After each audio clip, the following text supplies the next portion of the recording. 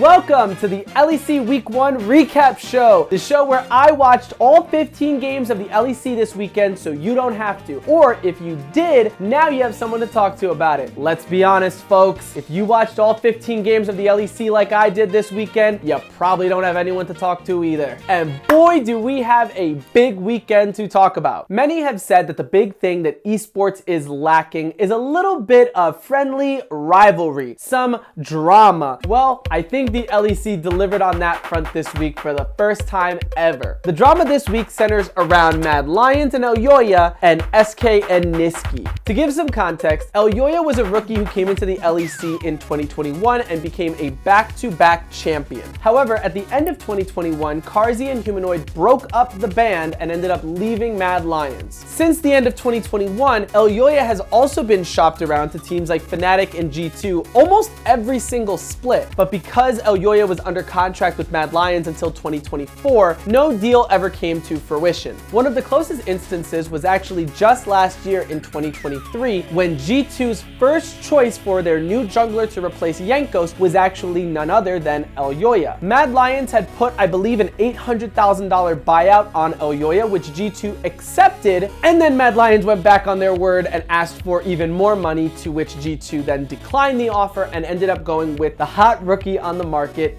Yike. And so Elyoya was on Mad Lions for all of 2023. Nisqy was a player who during 2021 played for Fnatic. Despite at the end of 2021, Fnatic with Nisqy on it ending in second place, Fnatic decided to replace Nisqy anyway with Humanoid, who came from Mad Lions. Nisqy spent all of spring 2022 on the bench streaming for Fnatic until summer of 2022 when he joined Mad Lions. Now, the duo of Elyoya and Nisqy was actually super exciting for me personally. I absolutely love both players individually, and their synergy was just incredible. I talk about this in my storylines for 2024 video that should be coming out very soon, but I personally think they are one of the best mid-jungle synergies that I've seen in the 4 years that I have been following the LEC. Summer 2022 started off really great with Mad Lions finishing first in the regular season. However, the rest of that year, they never managed to win a single best of 5, not domestically or internationally. Coming into 2023, things looked very good. Despite the fact that G2 was so dominant, Mad Lions was always an extremely close second. However, this lovely story of Nisqy and Elyoya all comes crashing down when Mad Lions releases The Lion's Den, a winter 2023 documentary that highlights some of the struggles that Mad Lions were having behind the scenes. And the most iconic moment to come out of this documentary was this moment between Elyoya and Nisqy. That's not playing too fast. I cannot play early game. What, because of drafts? Because of how the game goes. I need to be perma-voting every single wave. I have no info. I need to be all time. I can't even farm anything. Yeah. Please don't say, yeah, I agree. Like, I mean... What do you want to say then? I don't want to say anything. I think we'll take a break, because this is really bad. Dude. I agree. Dude, do you guys agree? I think we should take a break and like take a walk or something, because this is very not good. Yeah. Don't you go into the next game and reset?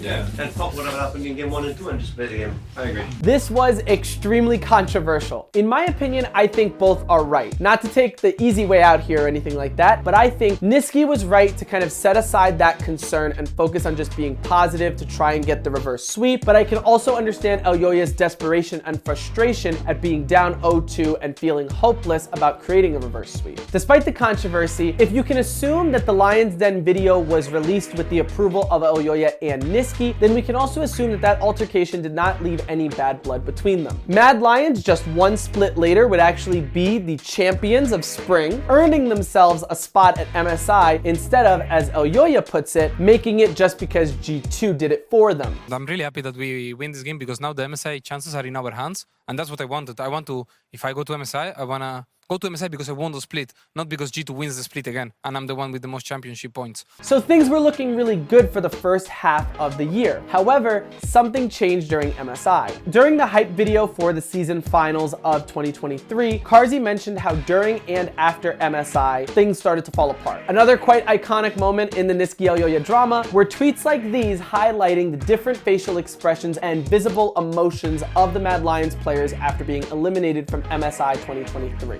Again, I can really see both sides of this, and I am not of either strong opinion that Elyoya being sad is required to mean that you care about losing, or that Nisqy being happy means he doesn't care either. It's just super confusing. I think they're both their own people, and I think it's a little silly to demonize either side of the argument. However, that did not stop everybody else from having some pretty strong opinions. And hindsight might be 2020 here, because actually I might be the one who's wrong, and I think there might be a correct interpretation in terms of the beef between these two players. Going into 2024 would be Elyoya's first time being a free agent. So after all of these failed attempts of getting onto Fnatic or G2 and seemingly having Mad Lions get in the way because he was under contract with them, it seems like Elyoya would have had an opportunity to move teams if he so chose to. However, the big problem was Fnatic actually seemed really happy with Razork for the first time ever, and G2 was obviously very happy with Yike, and so Elyoya did not have a better team to go to. The best choice he had was either having Larson join Mad Lions or him go to Rogue perhaps, but each of these options seemed more like a side grade than a true upgrade from what Mad Lions had to offer in 2023. Elyoya would go on to re-sign with Mad Lions, which I found very concerning at the time because I thought that Elyoya was settling for mediocrity, and my fears were only further exacerbated when Mad Lions announced that they would be cutting every single player on their 2023 roster with the exception of Elyoya alone, including Mac and Pad, who had been head and assistant coach for 6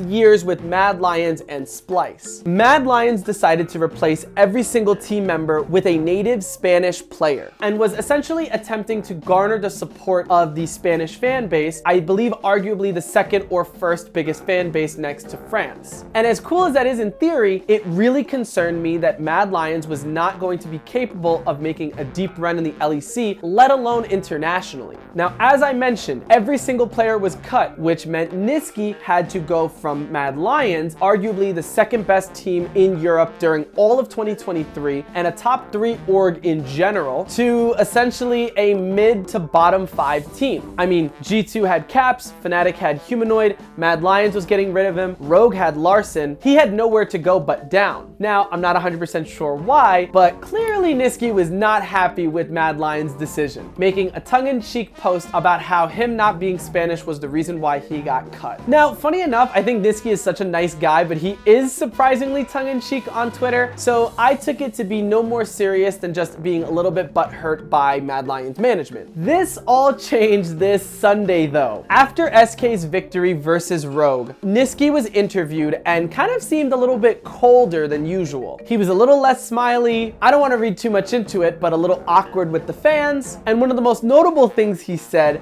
was how excited he was to beat Elyoya. Now, I believe this was after SK's game against Mad Lions on Sunday, but in the midst of a Twitter thread, Elyoya said, "If you were half as good as you are annoying, we would have won Worlds last year." This is a really sad and spicy dynamic at the same time. I am sad to see two players that I absolutely adore seemingly not get along anymore. This part in particular made me really sad. There you go, you guys should be all caught up with all of the drama with Elyoya and Nisqy.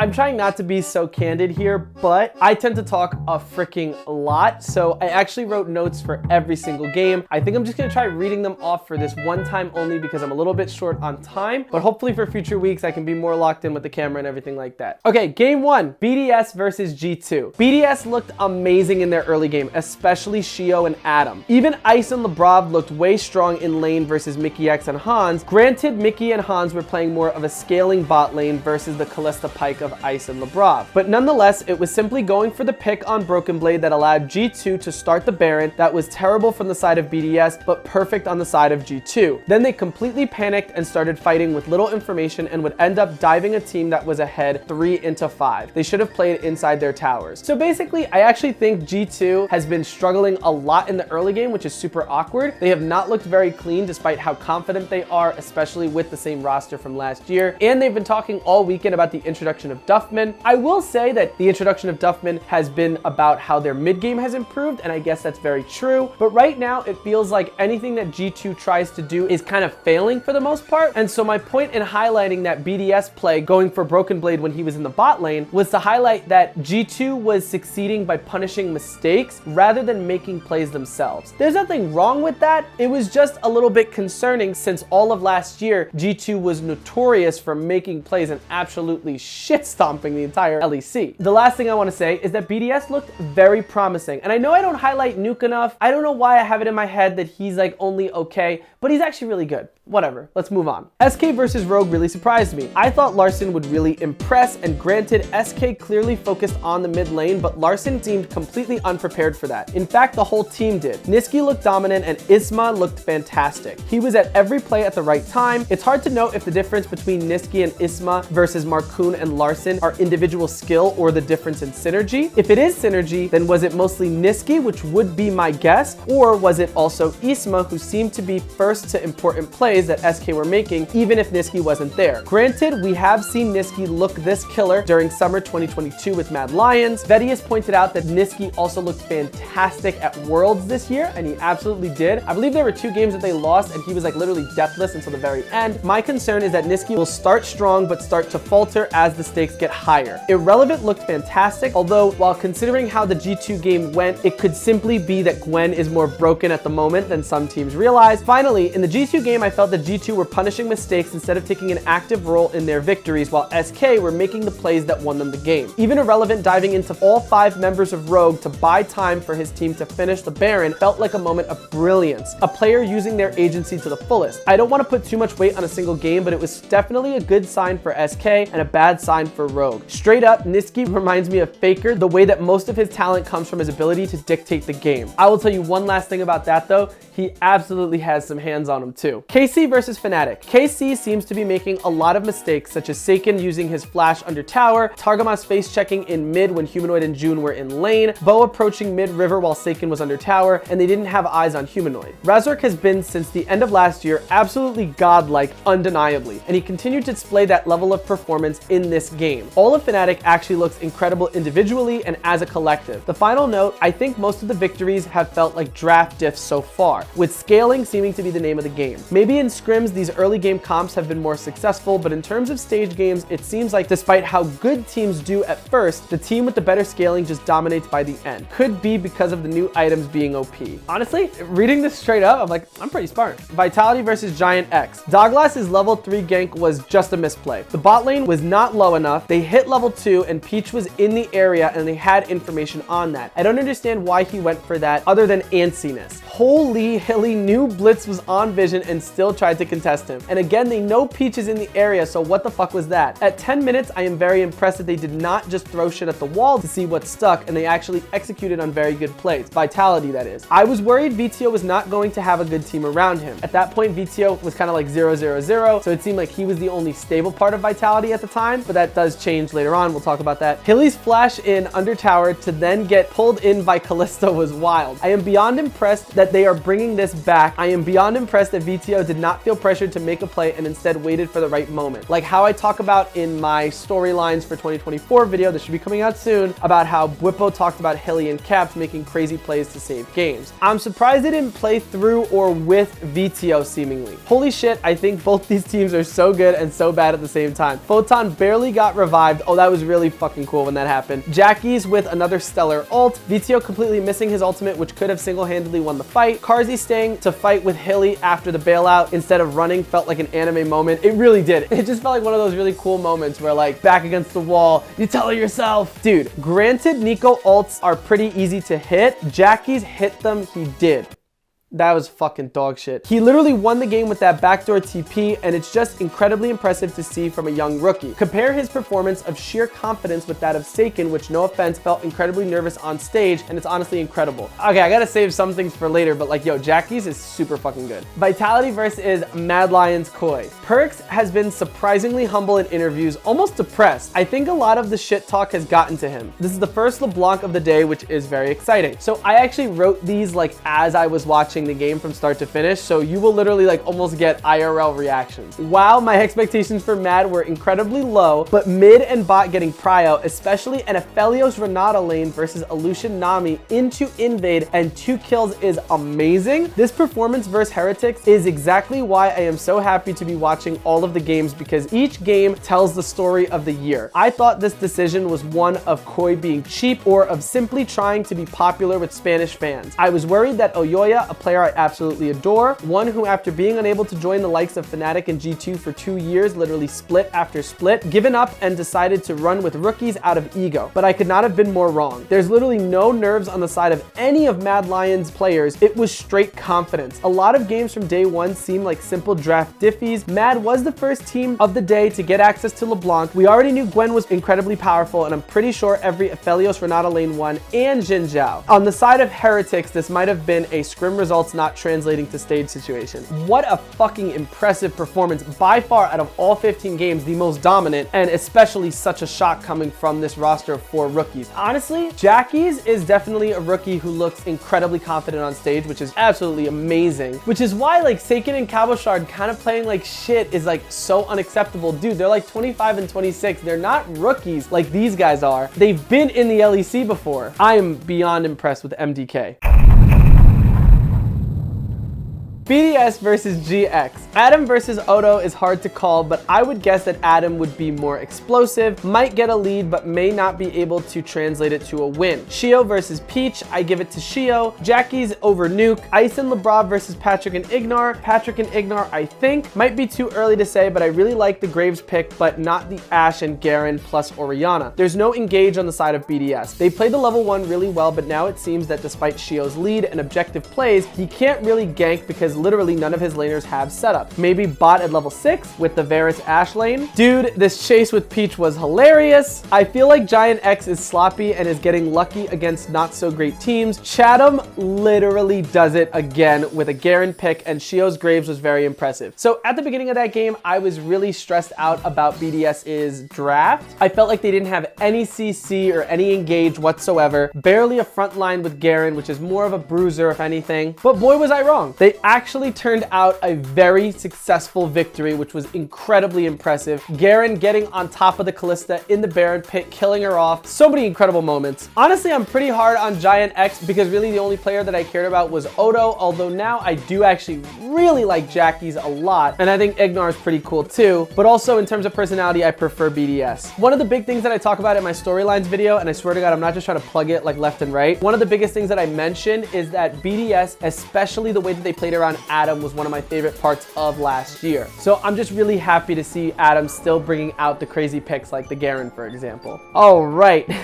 These are my notes on SK versus Mad Lions, but granted at this time, I did not know about the tweets or any of the official beef. Nisqy and Elyoya are literally like Naruto and Sasuke. Good friends turned bitter rivals, both excelling without each other, both trying viciously to beat the other and be the best. It's a shame they were never able to make it work together. Maybe it was two strong personalities that couldn't mix, but it's a shame nonetheless. Yeah, I kind of had a theory that maybe both players wanted a team of rookies because they were such strong leaders, so they kind of wanted rookies that would listen to them rather than having to argue about how to play the game between the two of them. Although, when Elyoya did an interview with Lore after his victory against K-Corp, I believe, he mentioned that he didn't really feel like a leader because all of his teammates are great players in their own right, so it might have just been a personality conflict between him and Nisqy. Okay, I think this is actually a really good time to mention this. So everyone's been really hyped about K-Corp promoting to the LEC, which is awesome. They won EMEA Masters. What I didn't realize is that the rookies that joined Mad Lions this year, 3 of them, Froscawi, Supa, and Alvaro, came from Movistar Riders, the runner-ups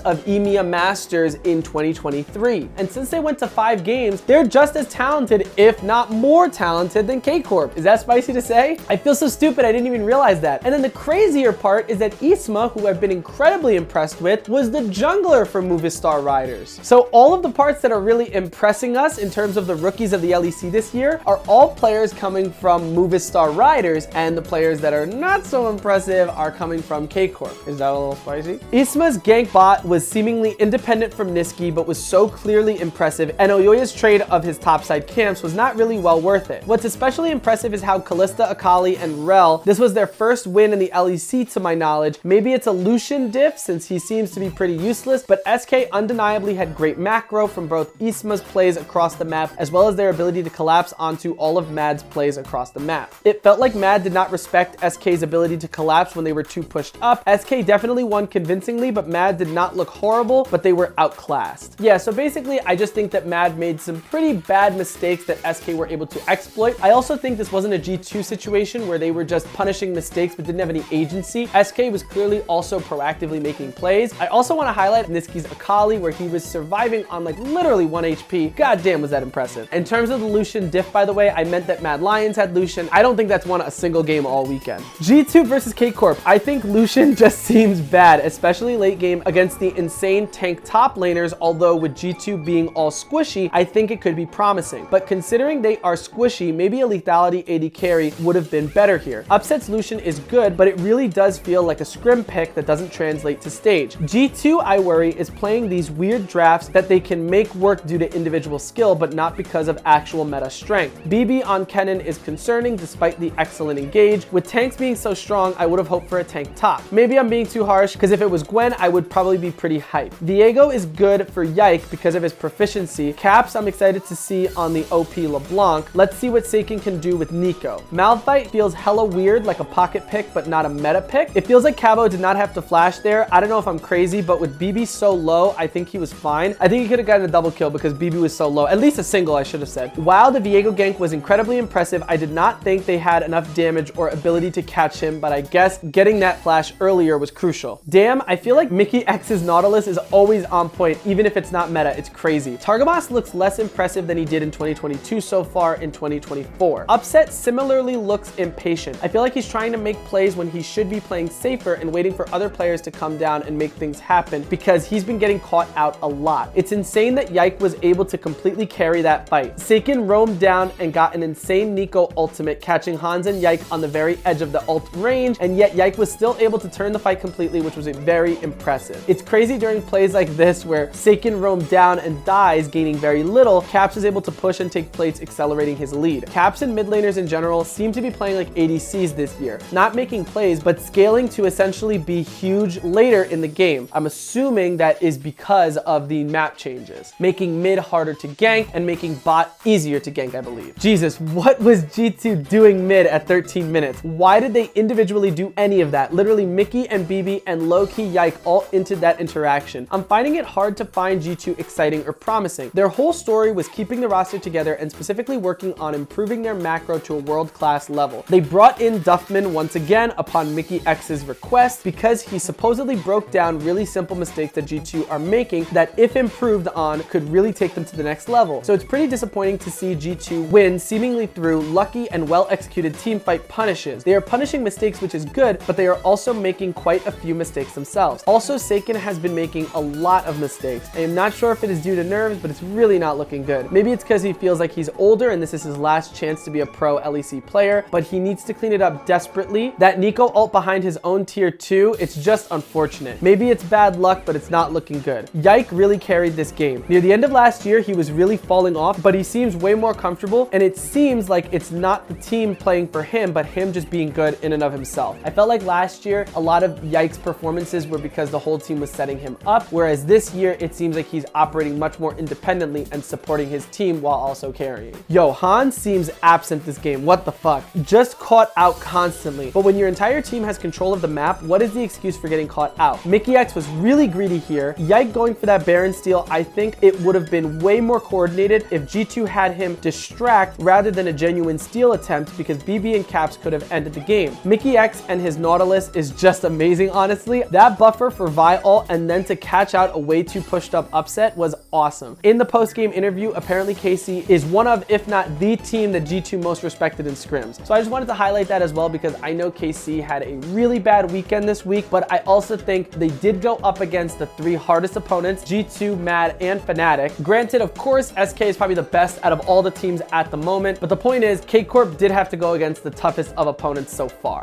Vizio Xerath plus Karzi, Hilly, Lucian, Nami is terrifying. Hilly looked kind of int, but I wouldn't be surprised if in his mind he won by getting all 4 sums bot. Not saying it's not accurate, it's just questionable if it was his intent. Douglas coming to cover the dive was great. I am so shocked about all of these level 3 dives on stage. I feel like they are so hard to pull off. Douglas is really punishing Razork's over aggression. Douglas is impressing me, but unfortunately that Xerath pick, at least early, is bad, and he went back in, which is so odd. Game 1, Douglas looked really bad, but thankfully games 2 and 3 from this weekend, he really stepped it up, so I do not think he is the issue in Vitality by any means. Vito has felt shockingly absent. I know mid is in an awkward spot right now, but this is not it. Vitality's mid game is promising not only with the draft coming online, but also the macro they are playing around the dragon. Oh, I remember that. That was actually super sexy. Wow, fucking wow. I hate giving Razork this much credit, but wow, that Poppy engage was just incredible. How did he see a 4-man knockup like that? That was crazy. It's also insane that only Hilly died. Vitality is holding on. Can they scale enough? I feel like if they had a Felios instead of Lucian Nami, I would say maybe, but with that as your ADC, I don't feel confident. I think Douglas played great. This felt like a mid diff. Fnatic topside of Oscarinin, Razork, and Humanoid are genuinely incredible. Okay.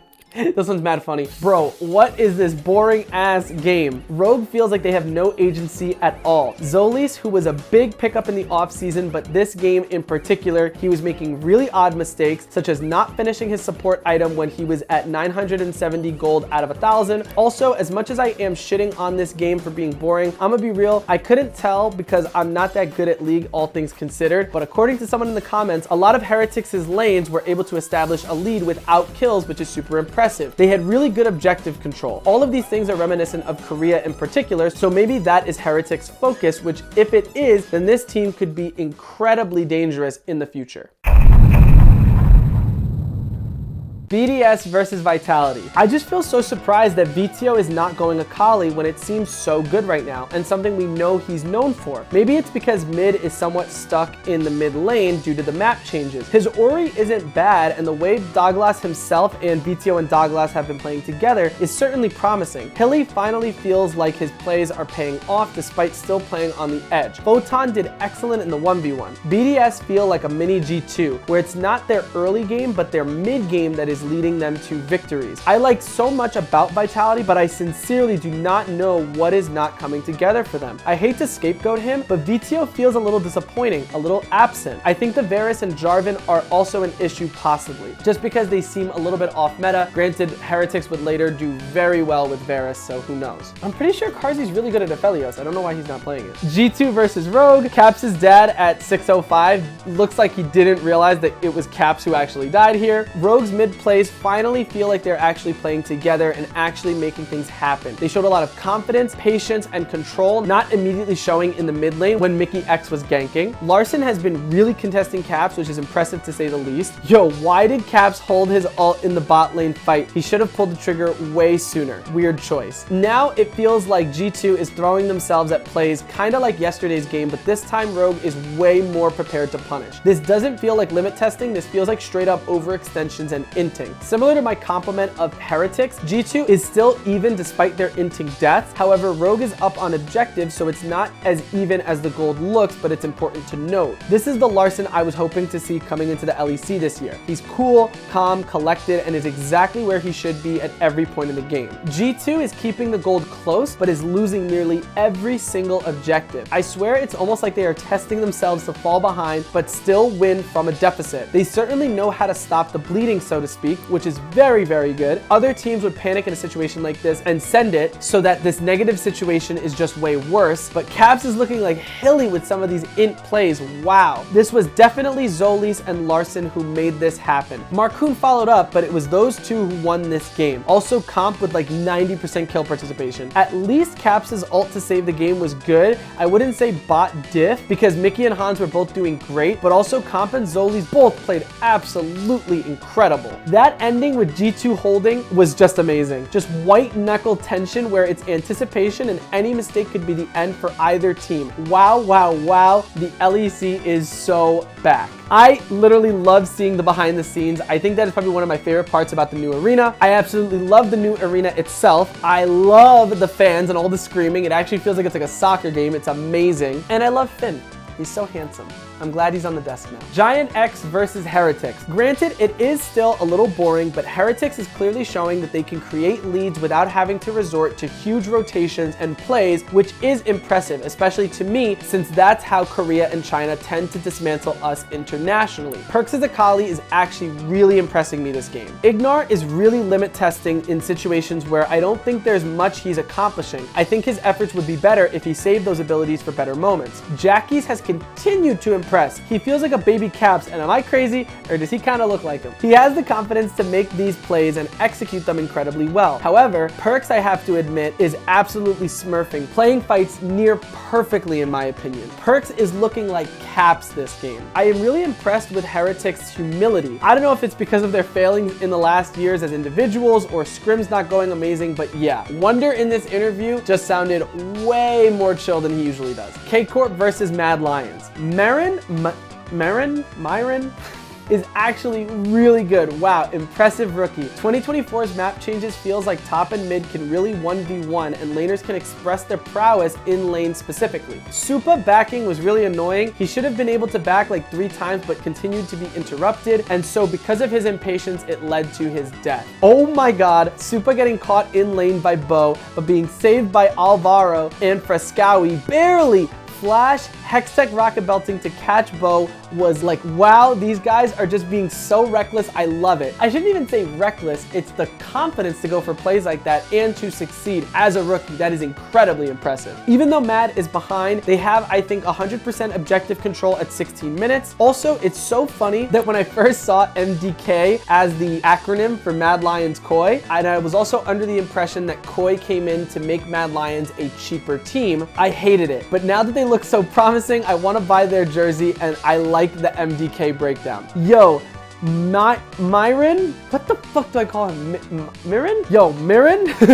These Spanish players are playing like they are vets. They have no fear. Frescawi's ult in Crowbush was crazy. Yo, Miran at 2602. What the fuck? Forget Perks. This guy is fucking crazy. Supa's pentakill. Frescawi messed up with that Nico ult and Alvaro got caught, but it didn't matter. Wow, what a game. Yeah, dude, honestly, I mean, I already talked a little bit about where all these players came from. I am so shocked that I didn't have that research for my storylines in 2024 video. What an incredible team. It's been incredibly exciting to watch. God, I'm just super happy. I'm literally gonna be wearing their jersey like within the next 2 weeks. Yo, Isma is actually really good. The first level 3 tower dive that actually worked this weekend. Nisqy is looking like Caps. I might say that a lot because he's like the ubiquitous S tier mid laner of Europe, but Nisqy is playing on 1 HP like he has a full health bar. Like, goddamn, that is crazy. Wow, it's hard to say what went wrong for Fnatic. Fnatic finally feels like a strong team, but Isma and Nisqy focusing top. Nisqy being able to roam because he got the push. Isma finding opportunities constantly and expertly executing on these dives and ganks. Irrelevant getting the push and solo killing top. It's just crazy that Fnatic's top side is the strong part of their team, and they are being outclassed pound for pound by